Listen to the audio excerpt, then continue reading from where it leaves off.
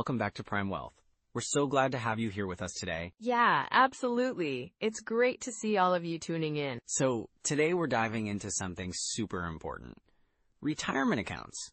401 kiloseconds, IRAs, HSAs. It can all get a little overwhelming, right? Oh, for sure. I mean, these accounts are vital for building a solid retirement plan, but there's a lot of confusion around them. Exactly. And we want to make this as clear and straightforward as possible. So whether you're just starting to think about retirement or, you've been saving for a while, we're here to help. We'll break down the differences between a 401k and an IRA, talk about how HSAs can fit into the picture, and give some practical tips on how to maximize these accounts for your future. Right. And we'll also touch on some common mistakes people make and how to avoid them. Yeah, that's really important. We want to empower our listeners to make informed decisions, Absolutely. So if you're ready to get into it, let's kick things off with the basics of 401 kiloseconds. Sounds good. Let's go. So, Alex, today we're diving into something that's super important for folks over 40. Retirement accounts, specifically, like 401k, IRA, and HSA. Yeah, absolutely, Jordan. I mean, it's crucial to talk about this now, not just because of the numbers, but because many people are really starting to think seriously about retirement at this age. Right?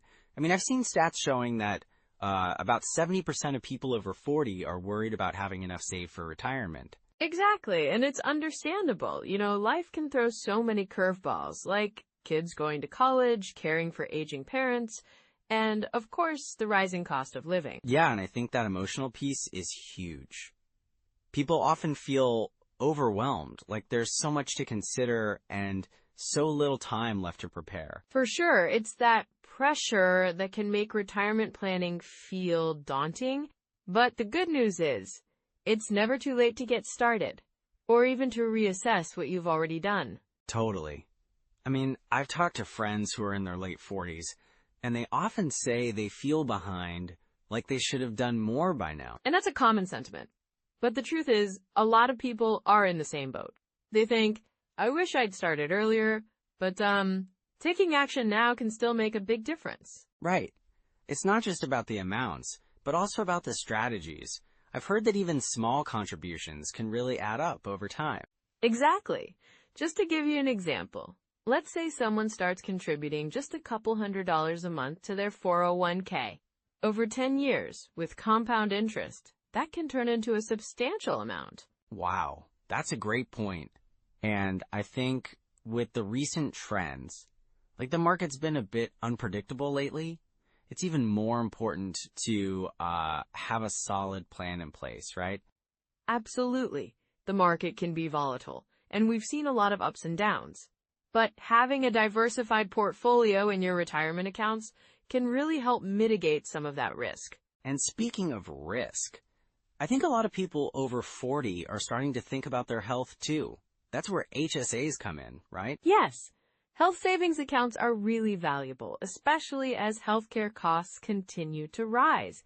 It's a way to save for medical expenses tax-free, which is a huge benefit. I can see how that would be comforting for someone thinking about those future healthcare needs. It's like a safety net, Exactly. And many people don't realize that HSAs can also serve as a retirement savings tool. If you don't use those funds for medical expenses, they can grow and be used in retirement. That's a great point. So folks can think of it as a dual-purpose account, saving for today's healthcare needs and tomorrow's retirement. Right, and let's not forget about IRAs. They can be a powerful tool too, especially for those who might not have access to a 401k at work. Yeah, I've heard about the difference between traditional and Roth IRAs. It can be a little overwhelming to choose, though. Sure, it can be confusing. But, well, a traditional IRA allows you to contribute pre-tax dollars, which can reduce your taxable income now. A Roth IRA, on the other hand, allows for tax-free withdrawals in retirement. So it depends on your current situation and what you think your tax situation will be in the future. So it's all about planning ahead, right? Like knowing where you think you'll be financially in 10, 20 years. Exactly. And that's why working with a financial advisor can be so beneficial. We can help people navigate those choices and create a personalized strategy I think a lot of listeners might feel hesitant to reach out for help, though. They might think, oh, I should know this stuff by now, or I've messed up too much already. That's a really common feeling. But it's never too late to ask for help. In fact, reaching out can be one of the smartest moves you can make. Everyone starts somewhere, right? Yes, and just knowing that they're not alone in this journey can be really comforting. It's about creating a community of support. Exactly, and that's what we're aiming for here. When you're over 40, it's not just about saving money. It's about peace of mind and feeling secure in your future. And when you think about it, taking control of your retirement accounts can actually help with that emotional weight, right? Definitely. The more informed you are, the more empowered you feel to make those decisions. It's about taking that first step, whatever that looks like for you. So to wrap this up, for our listeners, it's about understanding your options and taking action, no matter where you are in your journey. Absolutely. And there are strategies we can talk about to help maximize those accounts. Things like employer matches, contribution limits, and tax implications. I'm excited to dive into those core strategies next. It's going to be really helpful for everyone listening. Yes, let's do it. So Alex, today we're diving deep into retirement accounts, right? I mean, there's just so much to unpack, like 401 kiloseconds, IRAs, HSAs. Where do we even start? Yeah, absolutely, Jordan. It can feel a bit overwhelming, but I think we can break it down into some simple, actionable steps, you know? Right. So let's kick it off with 401 kiloseconds. I mean, they're super common. What should folks know about them? Well, first off, if your employer offers a 401k, that's a great place to start. They often match your contributions, which is basically free money, right? Oh, for sure. So how much should someone aim to contribute? A good rule of thumb is to contribute at least enough to get the full employer match, usually around 6% of your salary. If you can do more, that's even better. But start there if you need to. Yeah, because that match is like an instant return on your investment, right? Exactly. And remember, the earlier you start, the more time your money has to grow through compound interest. It's like a snowball effect. So if someone starts in their 40s, they might think they're behind, but even small contributions can add up. Definitely. Even if you can only manage a couple $100 a month, it's better than nothing. Just keep contributing consistently. That's key. Okay, so what about IRAs? What's the difference with those? Great question. An IRA, or individual retirement account, is a bit different because you set it up independently. You can contribute up to a certain limit each year. Right now, it's $6, $500 if you're under 50, and $7, $500 if you're over. And that's tax advantage money, right? So it can grow tax-free or tax-deferred? Exactly. With a traditional IRA, you might get a tax deduction when you contribute, and you pay taxes when you withdraw in retirement. With a Roth IRA, you pay taxes up front, but your withdrawals in retirement are tax-free. That sounds like a pretty sweet deal. So who should consider a Roth IRA? If you think you'll be in a higher tax bracket when you retire, a Roth IRA is often a smart choice. You pay taxes now while your income is lower, you know? And can you have both a 401k and an IRA? Yes, you can. Many people do, and that can really boost your retirement savings. Just keep in mind the contribution limits for each account. It's important to stay within those. So if someone has a 401k and they're maxing that out, they can also contribute to an IRA, right? Exactly. It's a great way to diversify your savings and take advantage of different tax benefits. Awesome. Now what about HSAs? I've heard those can be a game changer for healthcare costs in retirement. Absolutely. An HSA, or health savings account, is another tax-advantaged account, but it's specifically for medical expenses. If you're enrolled in a high-deductible health plan, you can contribute to an HSA. And those contributions are tax-deductible, right? Right. Plus, the money grows tax-free, and if you use it for qualified medical expenses, it comes out tax-free too. It's like a triple tax advantage. Wow, that's incredible. So how much can someone contribute to an HSA? For 2023, the limit is $3, $850 for individual coverage, and $7, $750 for family coverage. And if you're over 55, there's an extra catch-up contribution of $1,000. Nice. So that can really help with healthcare costs later on, especially as we get older. Exactly. And the beauty is, if you don't use the funds right away, they can grow for the long term. So you can think of it as another way to save for retirement. So it sounds like having a mix of these accounts can really help maximize savings for retirement. Yes, absolutely. And remember, it's not just about saving. It's about having a strategy. Right. So if someone's just getting started, what's a good first step? First, I'd recommend checking if your employer offers a 401k and start contributing to get that match. Then, explore opening an IRA. And if they have the option, look into an HSA for future medical expenses. Exactly. Just make sure you understand what options are available to you, and don't hesitate to ask questions. Yeah, because it can feel daunting, but breaking it down into these steps makes it manageable. It really does. And remember, the key is consistency. The earlier you start, the better. So we've covered a lot of ground today, but what are some common pitfalls people should watch out for? That's a great transition. One major pitfall is not taking full advantage of employer matches. Oh, for sure. Leaving money on the table is a big mistake. Another one is not diversifying your investments. A lot of folks just stick with conservative options because they're worried about risk. Yeah, but that can limit growth, right? Exactly. It's important to strike a balance that matches your risk tolerance and retirement timeline. And then, there's always the temptation to withdraw funds early, which can lead to penalties. Right. It's best to think long-term and stick to your strategy. So as we wrap up, it's clear that understanding these accounts is critical for a secure retirement. Absolutely.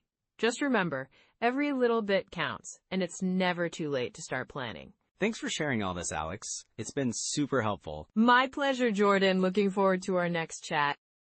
So, Alex, we've covered a lot about retirement accounts, like 401 kiloseconds, IRAs, and HSAs. But I think it's super important to talk about some common pitfalls people face, right? Absolutely, Jordan. You know, it's easy to get caught up in the excitement of saving for retirement, but there are definitely some mistakes that can trip people up. Yeah, like what's one of the most common mistakes you see? Well, one big one is just not contributing enough to a 401k, especially if your employer offers a match.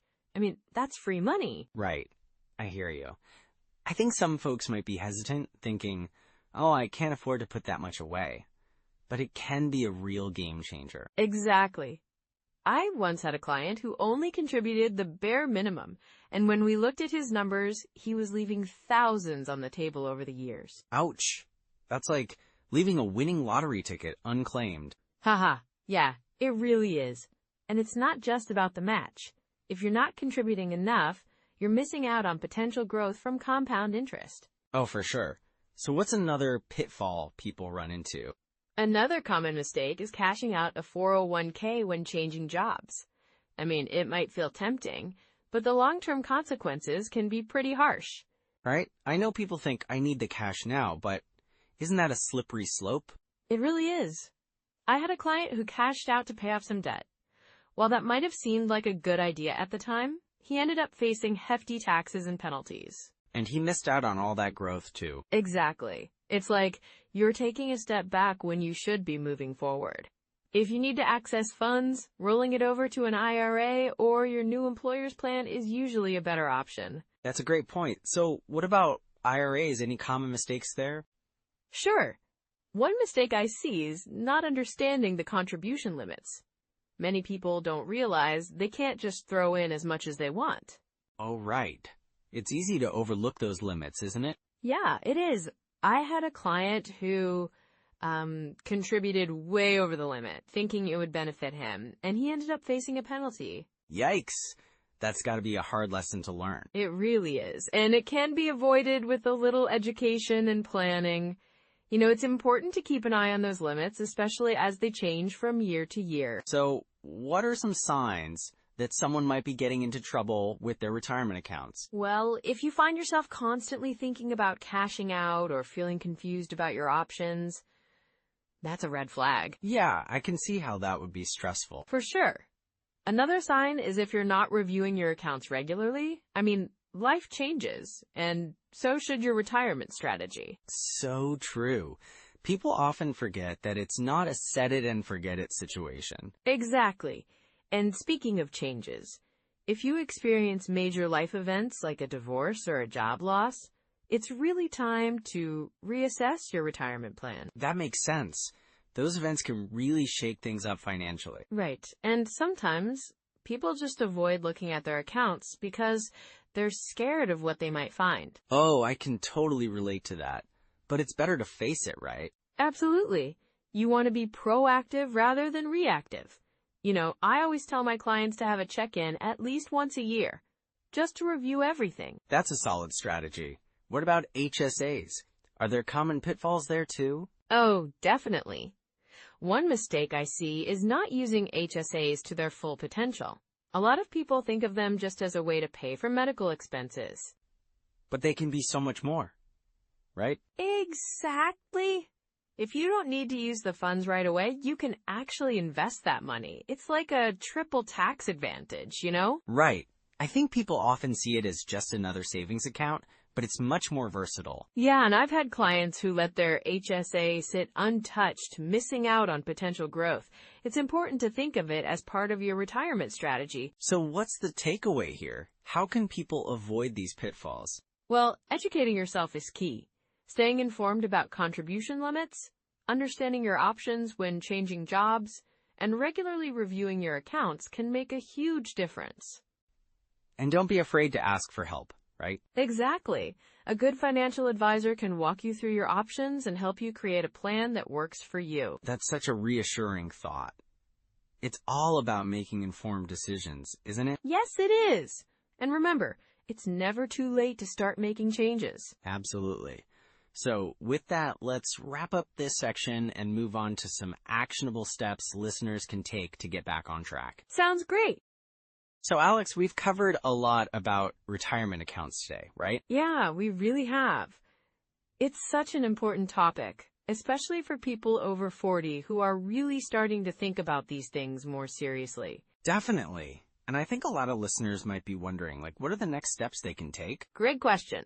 First off, if you don't already have a retirement account set up, that's the first thing to tackle. A 401k or an IRA can really help set you up for the future. Right, and if you're working for an employer, the 401k is often the easiest way to start, right? Exactly. If your employer offers a 401k, definitely take advantage of that, especially if they offer a match. It's basically free money. Ah, free money. Who doesn't love that? So what if someone doesn't have access to a 401k? Well then, an IRA is a great option. You can open one yourself through various financial institutions. It's really straightforward. And they can do that online, right? Absolutely. Most banks and investment firms have user-friendly websites or apps that make it really simple to get started. Nice. So let's say someone wants to start an IRA. What do they need to do, step by step? Okay, so first, choose a provider. Look for one with low fees and good customer service. Then, you'll want to decide between a traditional IRA and a Roth IRA. Right. Traditional for tax-deferred growth and Roth for tax-free withdrawals in retirement, right? Exactly. Then, you'll need to fund it. You can start small. Even if it's just $50 a month, it adds up over time. Yeah, I think a lot of people get overwhelmed by the idea of saving a huge amount. But starting small is key. Totally. And once you're comfortable, you can gradually increase your contributions. So maybe set a goal for the next couple of months. Increase that contribution by $10 or $20. Exactly. Small steps can make a big difference. And don't forget about the power of automatic transfers. Just set it up so that a certain amount goes into your retirement account each month. That's so smart. It's like paying yourself first. Yes, and it makes saving feel less painful. You don't even notice it after a while. Okay, so we've got setting up a 401k or an IRA, automating contributions. What else can listeners do? Well, if you have an HSA, that can also be a fantastic tool. You can save for medical expenses, and it has tax benefits too. Right, and the funds can roll over year to year, which is super helpful. Exactly. So if you have a high deductible health plan, definitely look into that. It's another way to save for retirement without even realizing it. And what about tracking all this? I mean, it can get a bit overwhelming, right? For sure. I recommend using apps like Mint or Personal Capital. They can help you keep track of your expenses and savings goals. Oh, I love Mint. It categorizes everything for you, right? Yes. And Personal Capital is great for tracking your investments too.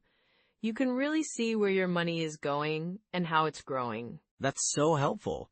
And it feels good to see your progress. Definitely. And don't forget, reading can really help too. Books like The Simple Path to Wealth by J.L. Collins or Your Money or Your Life by Vicki Robin can offer great insights. Oh, I've heard of those.